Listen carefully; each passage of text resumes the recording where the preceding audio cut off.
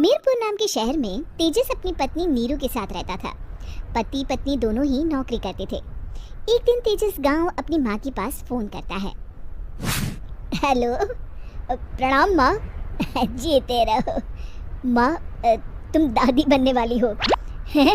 अरे वाह, ठीक है बेटा, मैं कल ही आती हूँ।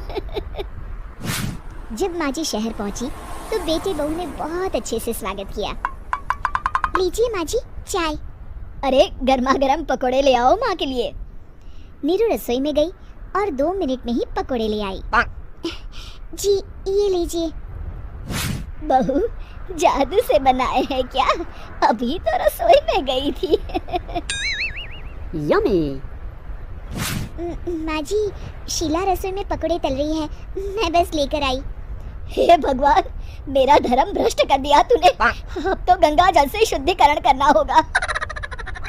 दूसरे दिन, माँ जी मैंने नाश्ता बना दिया है, ऑफिस जा रही हूँ। पर अभी तो घर का सारा काम पड़ा है।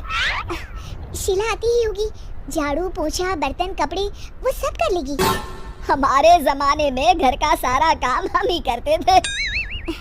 जी माँ जी, आप बहुत होशियार हैं, मैं घर ऑफिस दोनों नहीं संभाल पाती। तो जरूरत क्या है घर से बाहर जाकर चाकरी करने की? वैसे भी घर का काम खुद करने से घर में बरकत आती है, समझी? पर माँ जी।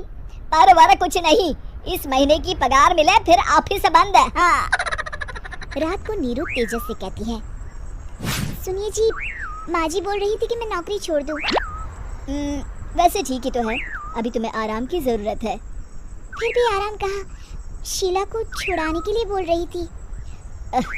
तो अब 24 घंटे में इतना काम तो कर ही सकती हो। पर जॉब पसंद है मुझे, घर पर मन नहीं लगेगा। अगले दिन जब दोनों ऑफिस के लिए निकल रहे थे, मेरी तो कोई कीमत ही नहीं है इस घर में। माँ जी, आजकल महंगाई बहुत है, रहन सहन भी बदल गया है, दोनों नौकरी करते हैं तभी ठीक रहता है। अच्छा, तू कहना क्या चाहती है? मेरा बेटा तुझे बिठा के खिला नहीं सकता? तू ही इस घर का खर्च चला रही है, हैं? नहीं माँ जी, मेरा वो मतलब नहीं था। मतलब खूब समझती हूँ, ये बाल धूप में सफेद नहीं किए मैंने। हाँ। अब तो ये रोज का काम हो गया था। तेजस भी रोज की झिकझिक से परेशान हो गया था। एक दिन उसने कहा, नीरू, वैसे भी तुम्हें मैटरनिटी लीव मिलने वाली है, तो अभी से ही छुट्टी ले लो। पर क्या, मेरी सैलरी अच्छी खासी है। आखिर नीरू ने रिजाइन कर दिया। जब बच्चा हुआ तो घर में सब बहुत खुश हुए। कुछ दिनों बाद तेजस फाइल देख रहा था। क्या हुआ तेजस, कुछ परेशान लग रहे हो?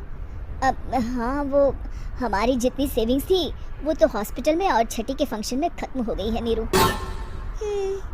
और अभी वैसे मंदी चल रही है तो मैं बोल रही थी कल मुन्ना को हेपेटाइटिस का टीका लगवाना है। नीरू, क्या पोस्टपोन नहीं कर सकते? नहीं जी, बिल्कुल नहीं। अब तेजस को समझ में आ रहा था कि उससे गलती हुई है। पैसों की कमी का असर घर के माहौल पर भी पड़ रहा था। अगले दिन, बेटा मेरा चश्मा और ये दवाइयाँ ले आना, पर्चा देते हुए माँ जी ने कहा। जी। तेजस, मुन्ना के लिए दूध का डिब्बा और डायपर भी ले आना, और ये किराने के सामान की लिस्ट है, इसे भी लाना है। तेजस गुस्से में लिस्ट मरोड़कर फेंकता है और चिल्लाता है, पैसे क्या पेड़ पर उगते हैं? ये ले आना, वो ले आना। अरे पर ये जरूरत का सामान ही है। वो गुस्से में बिना कुछ कहे ऑफिस चला गया। अरे अरे लंच तो ले जाइए। नीरू दौड़कर डिब्बा पकड़ाती है। एक दिन खाना खाने के बाद, नीरू, अब तो मुन्ना कुछ बड़ा हो गया, तो अब तुम वापस ज्वाइन कर लो ना जॉब। पर इस रिसेशन में जॉब मिलना बहुत मुश्किल है। ट्राई तो करो। फिर मुन्ना, माँ जी है ना, और एक फुल टाइम मेड भी लगा लेंगे। पर माँ जी, उन्हें तो पसंद नहीं। तभी माँ जी वहाँ आ जाती है और प्यार से नीरू के सर पर हाथ फेरते हुए बोलती है, अब मेरी समझ में आ गया बहू, पहले के और अब के समय में अंतर है। तुम काम शुरू करो, मुन्ना की जिम्मेदारी मेरी। मेरी प्यारी माँ जी। ये कहकर नीरू उनके गले लग गई। शिक्षा, परिवर्तन संसार का नियम है, हमें भी समय के साथ चलना चाहिए। उम्मीद है कि आपको हमारी ये कहानी पसंद आई होगी। कृपया हमारे चैनल को सब्सक्राइब करें और सभी अपडेट्स के लिए बेल आइकन जरूर क्लिक करें। और हाँ, वीडियो लाइक और शेयर करना मत भूलिएगा। Bye bye.